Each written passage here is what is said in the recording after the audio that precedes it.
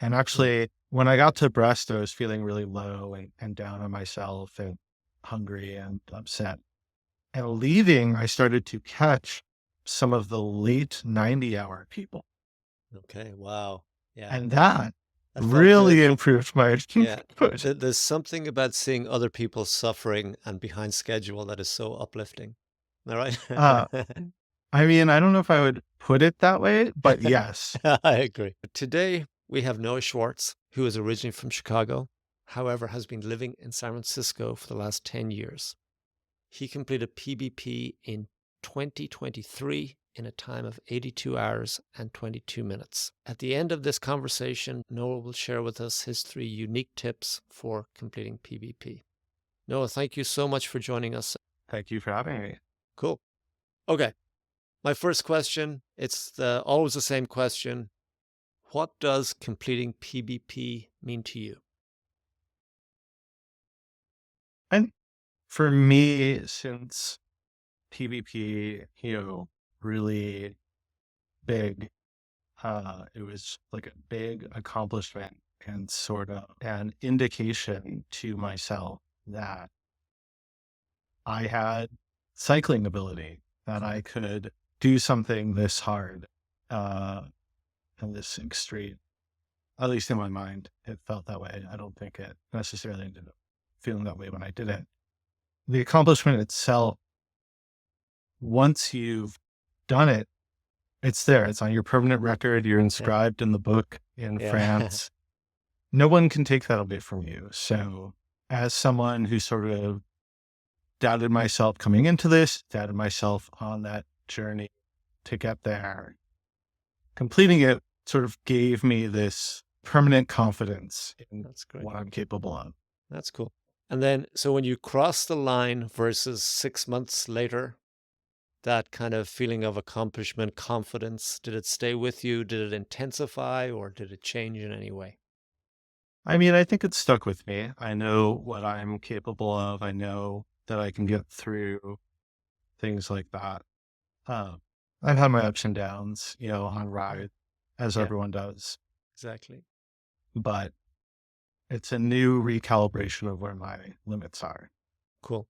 Before I ask you the next question, I will say that I read your ride report, which I'll actually leave a link in the description to this video. It's excellent, Noah. Like, it's long, but very detailed, talks about it talks about your beginning in biking and how you got from being a slower rider to completing PBP. So it's well worth reading. Okay, so next question. Maybe just tell me about your background in cycling. When did you start?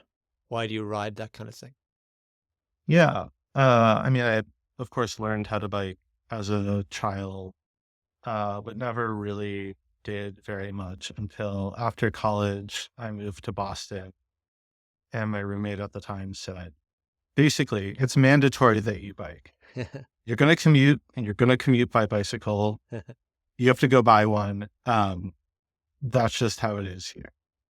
And so from then I got used to cycling for commuting, but we're talking 2 miles, nothing serious, but just being comfortable on the Yeah. bike. And it wasn't until much, much later I even went on like a recreational ride, like a huge 20-mile ride Wow. or something the whole afternoon. Wow. Um, That's incredible. uh, and then one of the people who was getting me into doing recreational rides had just tried to do a whole randonneuring series and was really enjoying it and was advocating for it. This was, I guess, must have been in 2015, and convinced me to do the Lucas Valley Populaire, one of the shorter SFR rides. Yep. And I was like, well, I did Paradise Loop. That's 40 miles from my door. Yeah. I think I could do 20 more miles. And it was hard. I felt really accomplished finishing. And I sort of had this feeling like, oh, I'm a cyclist now. Yeah. I'm not just getting around town. This is something I'm capable of and I can do harder things. So Uh, it grew from there. Noah, I always ask people this as well. When you first encountered the randonneering subculture, did you have any kind of opinions about it? Uh, I don't know if I quite understood it at the Yeah. beginning. Okay. No one does. Yeah. I hadn't Yeah. looked into Yeah. the depths that it gets to, and I think people tried to tell me and it just didn't. I think my friend at the time was like, "Oh, I went and did the permanents for Springs that are split into 3 consecutive 200s." They're like, "It's really hard. I took a day off in between." That's strange. Like, what could be so hard about a Yeah. bike ride that you had to split it up? Yeah. And I think when I got into it, I was like, I don't even think I'm even going to do a 200. Yeah. I'll dip my toe in the water and try this 60-mile ride, and then I'll go back to just, riding to the beach or whatever it is. Yeah. So I don't know how I got bamboozled into Yeah. doing full 200K per days and then going from there. But obviously, I've immensely enjoyed it. Yeah, no, maybe talk about those early days of riding, once you start doing a little bit of distance. Like, how did you feel about that? Was the accomplishment or was just the physical kind of act of being outdoors? Definitely my enjoyment in biking is the act of being outdoors. I mean, I really think of myself even still as a commuter or a commuter mindset Okay. more than athletic or racing or performance. The reason I like randonneuring rides is I like being outside, and it's, some people call it fast touring. Yes. Um, it feels like that. I want to Yeah. see new places. I want to be on my bike. Exercise is fun inherently. It removes stress. It makes you feel good. That's my focus. And so I think that's why I've taken to it. Yeah. One other question I forgot to ask you, because you did the AIDS ride, isn't that right? And that was one of the Hmm. kind of Hmm. key events for you getting to even bigger distance. Tell me more about that ride. I've never done it personally, but I know it's iconic, essentially, in California. Yeah, this is the AIDS Life Cycle ride. It's a fundraiser for the AIDS Center and the LGBTQ Center in LA, the AIDS Center in San Francisco. And it's like thousands of people, 7 days. You ride 60 to 100 miles a day between here and LA. Very well supported, very community focused, um, iconic, as you say, and really part of this San Francisco culture. I was terrified. I mean, I think when I did it, I don't know if I'd ever even ridden 2 days in a row. Wow. I mean, on serious rides, let Yeah. alone 7. I had no idea what it was going to feel like at the end. And I thought everyone will be faster than me. Everyone will be more experienced. I don't even know if I'm going to make it. I'll try. And I ended up doing very well. I felt good at the end. I felt capable of doing it. I think that helped build my confidence to eventually go and do longer rando rides. Yeah. So with the um, sort of fitness that I built up from that, I decided, okay, well, maybe I can do a 200K. Maybe I can do a few 200Ks. Let's see how Yeah. far I can take this. Yeah. Like, it's funny because the AIDS ride, it's a multi-day event. It's iconic, right? But I think PBP is like on the other extreme of multi-day events with its own kind of subculture. So it's kind of interesting. I mean, there are similarities between the two. And if you look at my Strava for PvP, I say it's like a giant AIDS life cycle Okay. I didn't see that, or like but a okay. long AIDS life cycle. I mean, Yes. they're similar sizes, honestly. Yeah. The thing I think in PvP, those people are cyclists. They've committed a large portion of their lives to cycling. The people on AIDS life cycle, not as much. I mean, Yeah. maybe they're people who support the causes and enjoy biking enough, or maybe they're people who never even really biked before and they're biking specifically to support these causes. Or they're cyclists who want, a supported tour to LA. but it's much more mixed than PBP. And being at PBP and surrounded by those 8,000 people, you can look at people and go like, oh, that's a weird setup. Oh, that person was doing something I wouldn't. And then you have to remember, oh, all of these people did a full series to get here. Completely. They Yeah. know what they're doing. Yes. And if you look closely, they all have that mental illness in their eyes. I like it. Okay. It's funny just getting back because interviewing people, 3 people have compared PBP to Burning Man. You're the first one, and I suspect there will be more comparing it to AIDS Life Cycle Ride because there are similarities. So Well, the I've next, always thought go ahead. it would be very fun to run a brevet at Burning Man. So I'll petition Rusa to start a Black Rock That's fun. City random Would it be race. kind of gravel? It would be an off-road one. Is that right? I Okay. guess maybe, yeah. I don't know what the road condition is Yes. there. In an attempt to kind of come into the 21st century. I like that. They're going to have brevets in Burning Man. Cool. Next question. How did you originally hear about PBP? I truly don't know when I first heard about it. I was thinking about this in preparation for your question, but the year before PBP, it's like PBP fever. Everyone's talking about it. It's on everyone's mind. Yes. There's a whole world out there that they don't really know much about it. Okay. Well, I mean, on rides, Yeah. right? That was my year of getting into brevets was the year before PBP. So everyone was doing their pre-qualifiers for it to be able to get the spot in line for the start group they wanted. And so every time you're on a ride, people are talking about it. They're like, which qualifier are you going to go all the way to 600 this year? Because I really want to be an A group. Are you trying that too? And I was like, what's PBP? Like, you can do a 600 if that's possible. Yeah, that's crazy. That's funny. So then at what point, like, I think you probably covered this already, but you kind of slid into actually committing to do PBP. Like, it's not like you made a decision.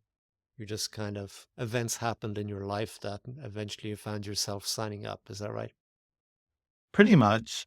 Yeah, I mean, I didn't even book my plane ticket till like the month before. Everyone say, get your hotel, you have to get your plane ticket, you have to figure out a year before. Yeah. I was not convinced that I would make it there. You know what's unusual, Noah, is like it took you a long time, maybe in your life, to get up to PBP type distances. But really, you kind of started preparation for PBP 2023 pretty much in 2021. Would that be right? Like it was a very accelerated. That's amazing, right? Like me personally, I'd heard about it years before, and I just knew that's too much for me. I'm going to wait 10 years until I'm a 50-year-old bald man, and it worked out well. Okay. Next one. What was your strategy going into this PBP? Like, how did you formulate a strategy?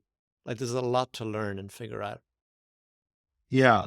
And I think this is very much in line with this, like not being sure I would even do it, which is that like, eventually I did a 200K and I said, oh, well, if I can do that. Yeah. Well, I think, one of the things that frustrates me about some of the people in AIDS life cycle is that's the only cycling they do all year.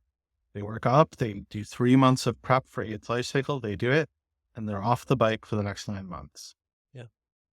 Whereas when I did that, I said, okay, I can do that. So I can just do this whenever I want. So I did a 200K. I said, well, I did it this weekend.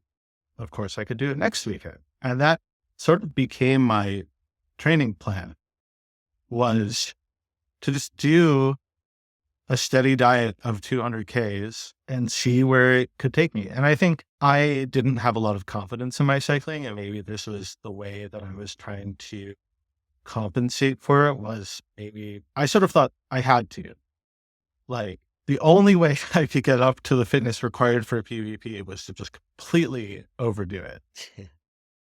I know people who have taken much less extreme preparations, 1 hour indoor trainer rides, nothing more than 100K a month. We'll also finish PvP totally fine. But this Wow. was my strategy. And I sort of started at the end of 2022 and continued building on it in 2023. And I had this other goal. I wanted to get the Russia K-Hound Award, which requires 10,000 kilometers of official Russia rides throughout the year, which comes out to about a Yeah. 200K every week. Wow. Wow. Yeah, that sounds like an amazing way to prepare, right? Like I did sporadic 200Ks and then I did the qualifying, but that distance, I'm sure doing it every weekend really does benefit you. So the strategy for PvP was sort of like, it's an unknown. It's going to, for most people, you're not going to have done a 1200 before you get to PvP. I mean, Charlie, who you interviewed before, is Yeah, the exception, but most people exactly. are not going to have that experience before their first PvP. And reading stories about it, it's really hard to wrap your mind around what is going to happen to you out on the road. That's a really long time, 3.5 days. Yeah.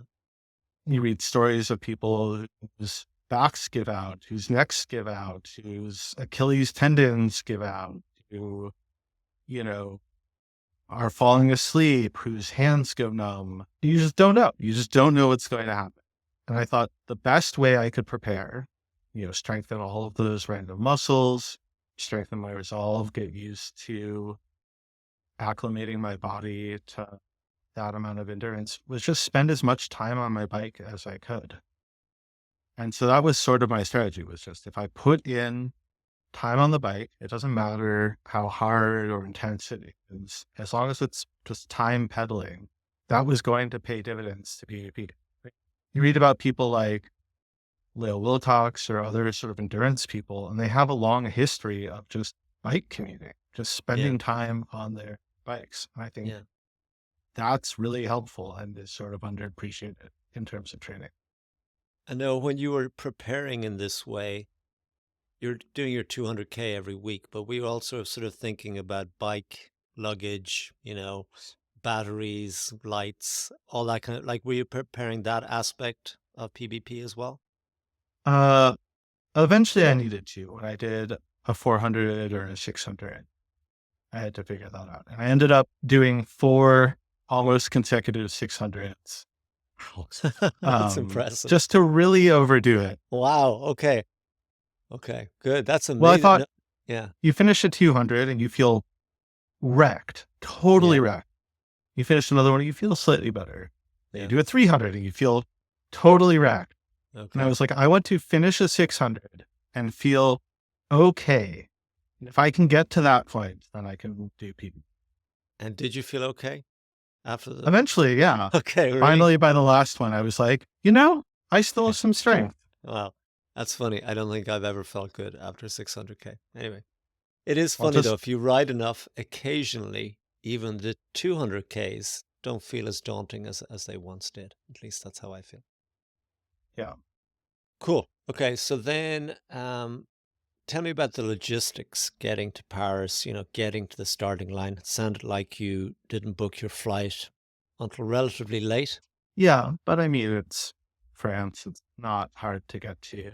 If you're willing to, spend a little bit of time on it and pay a little bit of money, it's not, again, you don't have to be like Charlie and ignore all sorts of modern conveniences. Exactly. Like currency and things. Yeah, exactly. Yeah. So I got a bike case from REI. I booked a flight, checked at his luggage, stayed in Paris for the week before, tried to get used to the time zone and just sort of relax beforehand because you're Yeah. not going to be doing last minute training anyway. Might as well Yeah. have fun. And I thought afterwards, I'm going to be too tired to enjoy myself. Why not enjoy France beforehand? Makes sense. And then I got to Rambouillet a few days early because I really wanted to see the whole sort of exuberance of it. I mean, going to PvP is a really social experience. Yeah. It's sort of like, I mean, we do rides with our clubs here. We get a really good sense of what range engineering is like. wherever you are, I really know what San Francisco randonneuring is like. Yeah. I don't know what randonneuring's like in Germany, in France, in Malaysia, in Australia, in South Africa. Yeah. I wanted to go meet those people and do that. And this is the place to do that, to see that all around the world, there are people doing what we're doing. And that was just like intensely interesting to me. Definitely.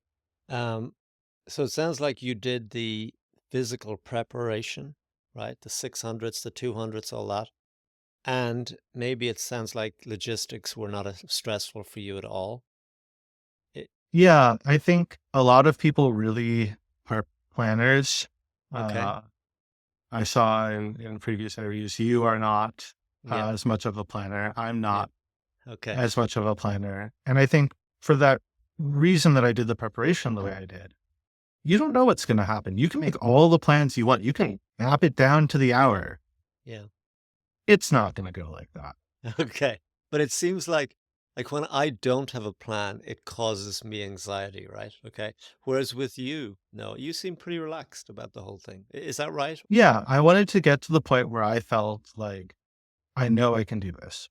If I have Okay. to be pedaling, I know I can be pedaling. And that's basically all you need to do. Cool. Um, Okay. A few questions then about the start line. One, I'm obviously going to ask you how you felt, but what, remind me again what group you were in and I was in how, the very last group. So I was in the 84-hour start, in the very last group to ride, which actually there's some interesting things to say about that. Rob Hawks, our RBA, is a big advocate of the 84-hour group. The reason being, instead of starting in the evening, yeah, you start in the morning the following day, which means that you don't start PvP without a night of sleep. And even though I didn't sleep great before, yeah, due to being very excited and anxious, it was still, sort of capping your ride to daylight hours is yeah. useful, I think. And can I ask you just one question on that? My first PBP, we were one of the later groups as well. And it is actually very positive to keep passing people. All right. Is that true if you're at the very last group? You're probably spending your time working your way through thousands of people. Yeah, that was somewhat nice. I thought that I was slow. And I thought if I start PvP and people are passing me, I'm going to feel really down on Yes. myself. Yeah. So why don't I put myself all the way in the back? And the Yeah. only thing that can happen is that That's I very good. pass other people. It's funny because just I haven't talked about this before, but after a while, a certain paranoia builds in your brain if you start seeing letters you don't like, right? You know what I mean? But I like your Yeah, it's strategy. it's That's good. true. I got to be like, oh, this person's like Yeah. was 3 groups ahead of me. Yeah. This person, because everyone has the letter for their start time and they're spaced 15 minutes apart. And Yeah. actually, when I got to Brest, I was feeling really low and down on myself and hungry and upset. And leaving, I started to catch some of the late 90-hour people. Okay. Wow. Yeah. And that That felt good. really improved my Yeah. mood. There's something about seeing other people suffering and behind schedule that is so uplifting. All right. Uh, I mean, I don't know if I would put it that way, but yes, I agree. they were And, so, because, yeah. the 90-hour people I ran into were the people, something had happened to them. They had lost a bag and they had to go back for it, or Yeah. they missed their alarm or something. And they have like a nervous energy to them Oh, yeah. that is like kind of invigorating.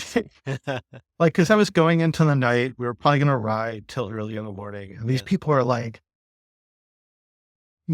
electric in Yes. terms of their freakouts. And you're Completely. just kind of like, oh, this is a really different feeling to what Yeah. I've been feeling this whole time. So no, maybe let's go back to the start. I'd love to know, you get going, how does it feel, etc. Yeah. I mean, our start was pretty casual.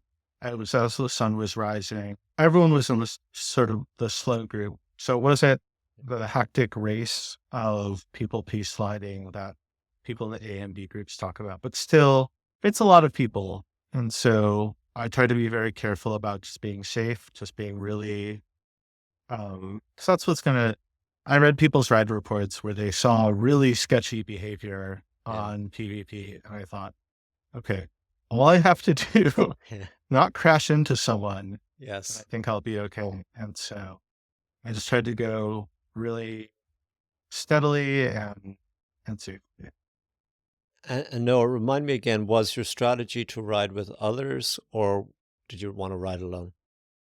So kind of my strategy for even all my rides is to ride alone.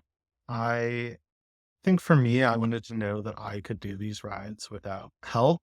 And so I wrote a lot of my brevets. I did basically a whole series without drafting people just because I wanted to know that I could do it. And I wrote a lot of PvP alone, or I wanted to be comfortable riding alone. I wrote with other people and chatted, and actually that was some of the best parts was making friends with people along the way, seeing people who I had met on those 600Ks that I did. So I traveled around to other clubs. I did one in Seattle, one in Wow. Philadelphia, one in SoCal.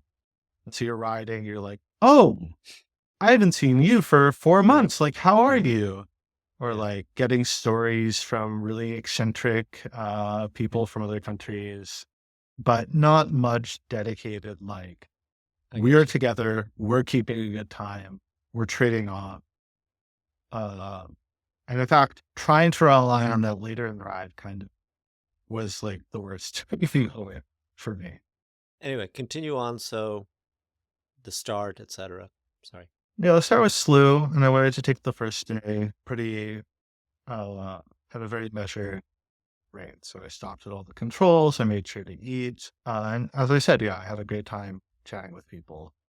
Being in the last group, a lot of the fanfare has died down. Yeah, It's exactly. not the The fans are party in the tired. streets. Yes, they're tired at that part. Yeah. Yeah, especially near the end of the ride. Yeah. Uh, yeah, we were tired, they're tired. So it was pretty quiet. I mean, there were a few people still out cheering us on, Yeah. but mostly it was pretty empty. And then, so you start out in the morning, you have a full day of riding, and then it starts getting dark. Was your plan to ride through the night? My plan was to split it up as three 400Ks. Okay. There was a drop bag service in Ludiak for Americans, and I think a lot of people sleep there anyway, which is about 400K in. So you do 400 to Ludiak, 200 to Brest, 200 back, stop there again, come back. I have a good sense of how long it's going to take me from doing these 600Ks. I finished most of them basically in the exact same amount of time Right. and slept really well on all of them. So I thought, okay, Yeah. I'll get in at this time. I'll sleep this much, go to Yeah. rest and back, probably sleep that much again, Yeah. come back from there. It did not work out that way. Absolutely not. Okay. I think I got into Ludiac the first time around 4:35 a.m., 4 hours later than I really wanted to. Yeah. Slept for barely 3 hours, not the 6 hours I had imagined. Yeah. Woke up totally bleary eyed, Oh God. dehydrated from the hot Yes. first day, just like crawling on the road for the Yeah. first few hours until I really woke up. And Noah, did it stress you out that you were behind schedule or you didn't get as much sleep as you had planned? No, not really. I mean, at that time, it was still working out. I was surrounded by people still. So Yeah. I was not even the slowest one on the That's road. good. Yeah. I got more sleep than other people I knew. So I wasn't stressed. I sort of like gritted my teeth and, focused on continuing and tried to be very focused and consistent. But I knew that we had time. I mean, I wasn't behind time cutoffs. Yeah. So I was still within the time rate that I was supposed to. And Noah, did you have some kind of a spreadsheet or something to tell you where you had to be? Because you don't strike me as a spreadsheet person. Not at But all. Not at all. did you just essentially look at when the control closes to try to figure out how far you were, how much time you had left, Yeah, I etc.? think so they printed brevet cards for everyone that had your group's closing times on it. Yeah. So you could know if you were behind their official schedule. And their official schedule is a little weird because I think it spaces the sleep times strangely or something. Like two things back to back have really different closing times. It was a good sort of yardstick to know if you were running late or not. And basically, I wasn't. It was funny because you would talk to other people on the road who would be like panic, like pure panic. Okay. And it's like, you're not even halfway done. You need to stop panicking. You have a lot of time to Yeah. fix But it. but no, am I right in saying you don't panic in general in life, or is it just a PBP thing? You're a pretty chill person, I suspect. Is that correct? I was told as much. Yeah. Okay, good. Well, that's good. It's Uh, really good because I think anxiety just burns energy, doesn't it? Yeah. I think so. Yeah. There's no point in what else are you going to do? You're going to bike. So why don't you just bike and Okay. not Well, you're worry? you're being rational there. That's whatever. Okay. Yeah. That's cool. So then you get to Brest. How did that feel? Well, I thought it was going to be this big emotional moment, Yeah. and it was not. And you're tired. You burned a lot of your adrenaline. Yeah. The food in Brest was terrible. Okay. It Was was, it the beige food you described? I think that's what you described in your thing. well, all the food is based. Okay. Um, Yeah. you're eating No one says that pasta. about French cuisine. It's all beige. Who knew? Yeah. It's carbs, pasta, Yeah. it's mashed potatoes, some croissants if you're feeling fancy. All the controls are at schools or sort of Yeah. other things like that. And they use like the school kitchen to prepare your food at the school cafeteria. But the school in Brest didn't have a cafeteria, so they brought in like catering. So it Yeah. was like not even a warm, like Yes. just for food that I It, didn't it want to might have eat. been warm for Group A. What do you think? 3 days before or whatever. Yeah. Yeah. Um, and I was especially upset because I thought about stopping at like a nice looking bakery on the way into the Oh, control. And I thought, yeah. oh, well, when I leave, I can just stop there. And then it was closed by the Oh, time I that's got the out. worst. Yeah. Yeah. So I was really just like totally cratered. I went back over the famous bridge. I took Yeah. the obligatory selfie, and there were some people there playing music and trying to cheer us up. But I was really Yeah. not Because you, happy. at that point in your life, you'd only ever done a 600. You'd done 4 of them, but then you had another back-to-back 600. Isn't that right? Yeah, so it was time to do now. Everything was the longest ride I had ever done. Yeah. I was tired, I was cranky, and projected not to get into Ludiac again till like really quite late, until the sun was Yeah. back up. That's when I started to run into 90-hour people. Yeah. Okay. And Good. had I not, Yeah. I don't know. They also they changed the route that year so that coming back from Brest was not the way you came into Brest and was hillier. And I think that also improved my mood because being from San Francisco, I'm used to hills. Hills Right. feel fine. Everyone else was complaining. And so to have sort of the ego boost of like, Yeah. oh, this is not as hard for me as it seems to be for you. Maybe I'm actually a little stronger than I think. I'm actually ahead of 90-hour people. Maybe I'm a little faster than I think. All of these sort of negative thoughts that have built up over the first Yeah. half of this, I can kind of let them go and get back to what I was doing. No, on the negative thought type of thing, you ride by yourself most of the time and then you'll interact with others as you go along. Do you think riding with people full time helps those negative thoughts or not really? It can go either way. But I think riding with other people helps to distract you. It's Yeah. something else to focus on. And if you get stuck thinking negatively, having a little chat with someone and just thinking about anything else is going to be helpful. Yeah. I did the Gamblers 1000K earlier this year, Oh, and we great. had a moment of 90-degree heat, 30-mile-an-hour headwinds, where all I could think about was how terrible it was and how I was getting nowhere. Yeah. And then I turned and started chatting to the person next to me, and the next Yes. half hour flew by and we were done with that section. That's amazing. That's cool. So anyway, get back to PBP. You made the turn at Brest. You're feeling a little bit better. Yeah. And then I met just like really eccentric, freaking out people Yeah. who told me like, you're really calm under pressure. Like you're good in stressful situations. And then I was like, I don't know what stressful situation you're talking about. We're still ahead of schedule. We're all going to make it. Yes. There's nothing to stress out about. And that person, I think, was stressed from that moment till the end of the ride. It was still stressed at the finish line. Yeah. And I think I had a much better time not being stressed and just trying to focus on what I was doing. Riding through the night, really fun. I love riding through the night. I got experience doing it on the 24-hour ride earlier that year, which I think was really helpful. And especially at the end of PvP, people are out of it. People are so out of it. Yeah. I'm good without as much sleep. I know when to get off my bike and take a nap. It got wild out there. It really, yeah. Towards the end, it looks like some natural disaster with people on the side of the road. Well, like you can't even tell if they like are napping or if they crap.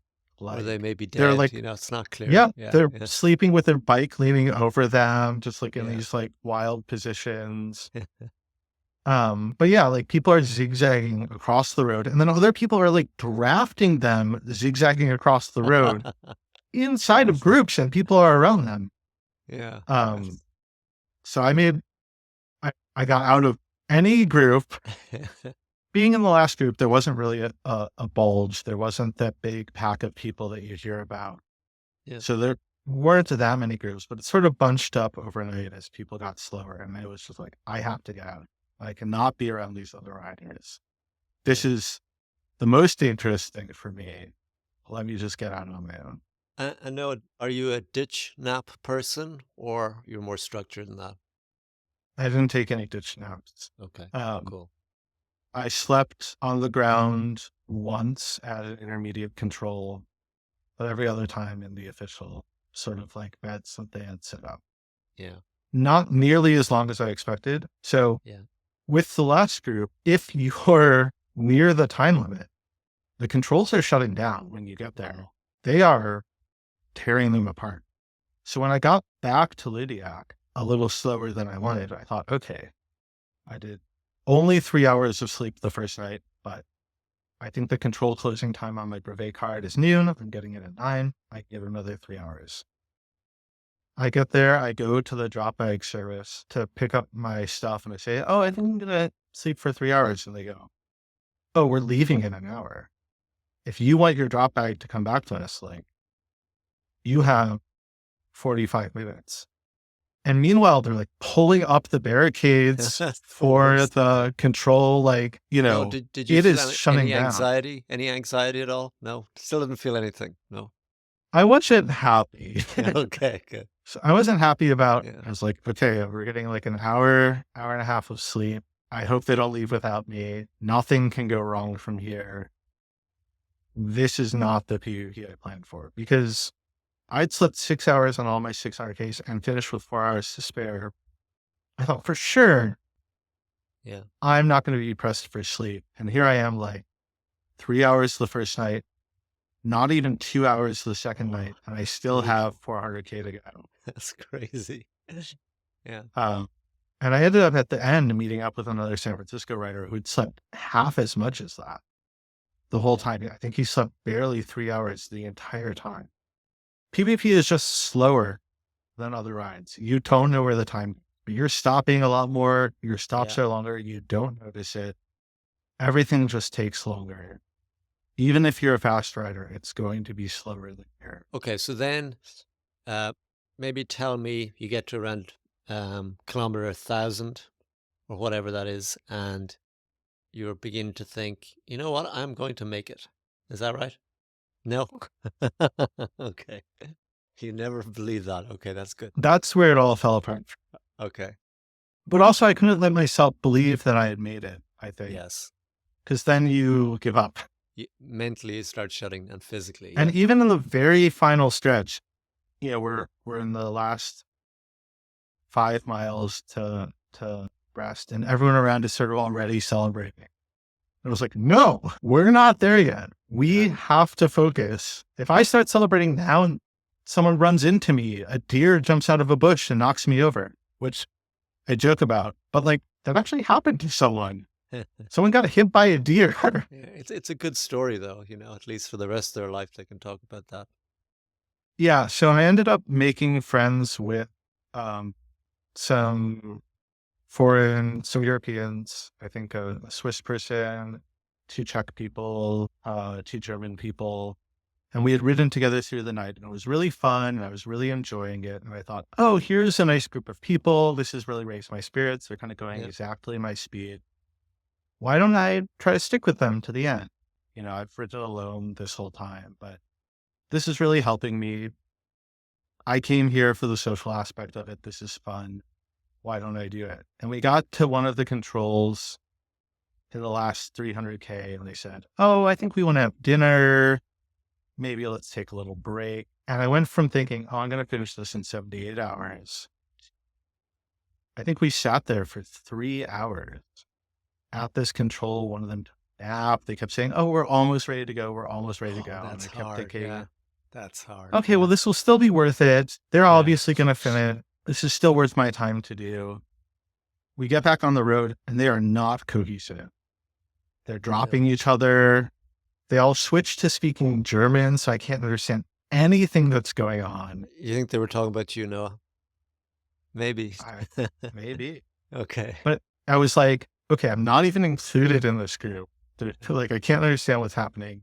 They're not working together, and I'm just miserable. I've lost 3 hours, and I could have been sleeping. Yeah. I could be finishing. And so they stopped for a nap like 45 minutes after taking a nap. And I said, thank you. I'll see you at the finish line. Okay. And I moved on. But now suddenly I was really behind. Like it went from there's no chance of failing to like, oh, I really have to focus.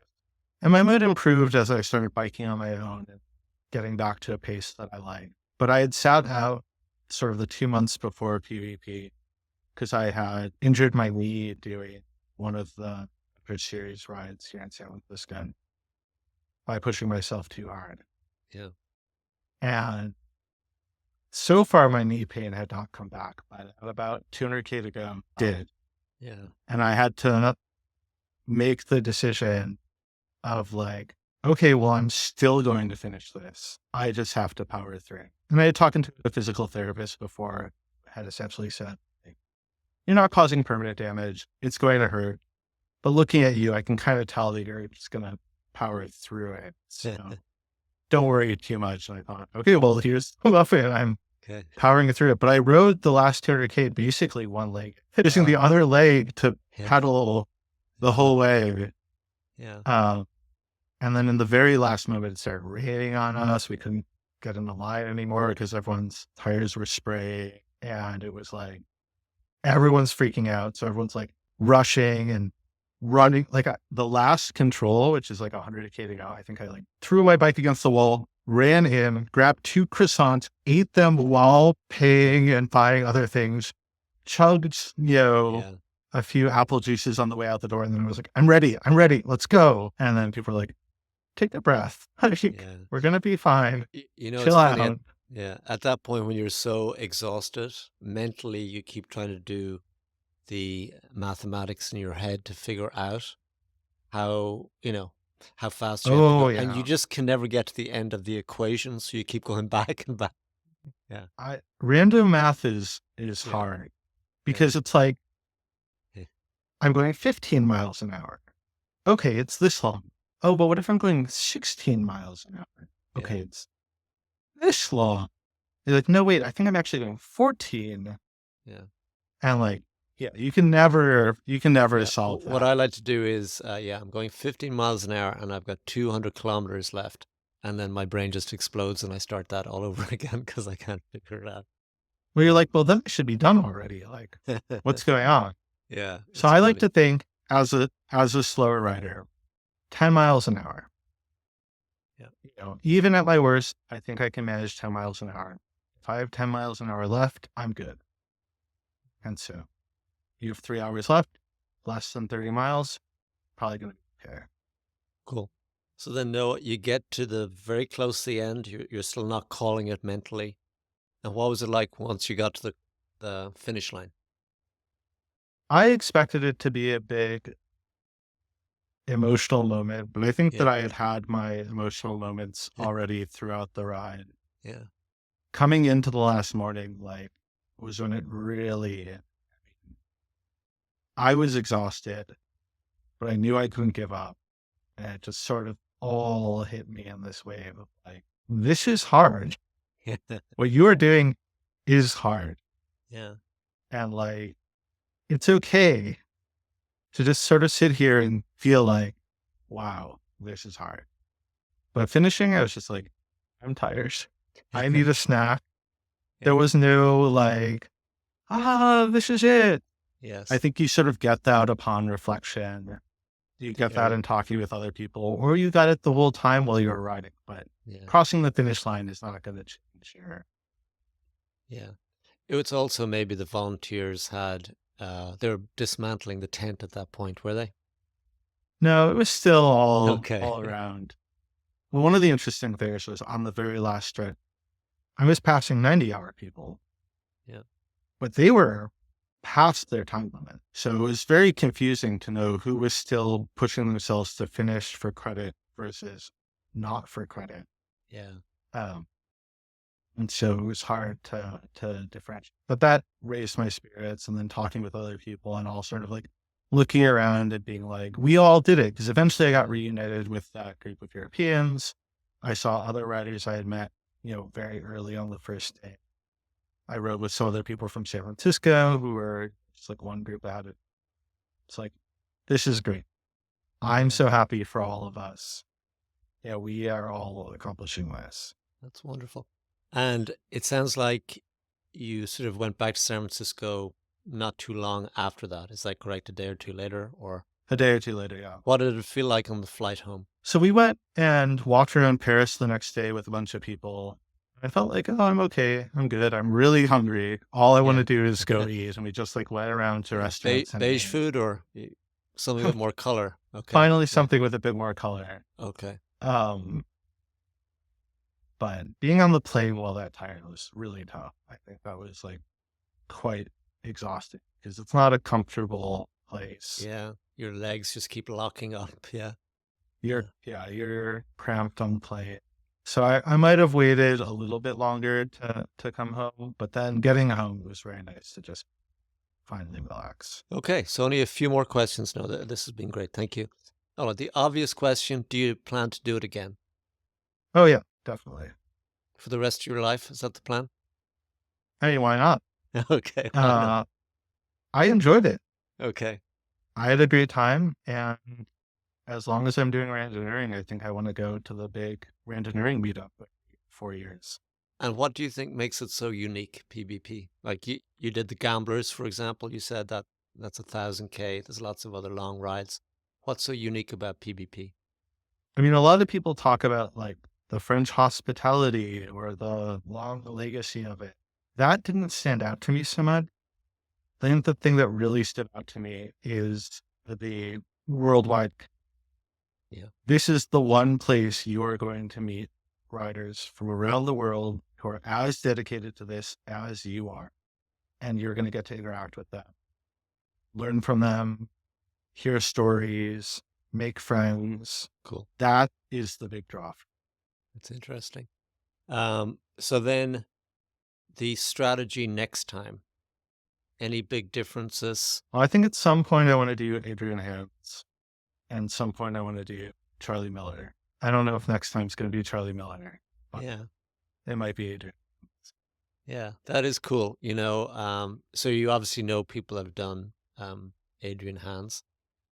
To me, because I got in at around hour 87. And just the thought of maybe what will happen if I don't, to do Adrian Hans. There's a little bit of stress there, which I don't think it should be stressful, but there you go. It seems achievable though. Okay, definitely. Whereas Charlie You just Miller, hide around a corner for a few hours and then, okay, and then jump out. um, Okay, that's good.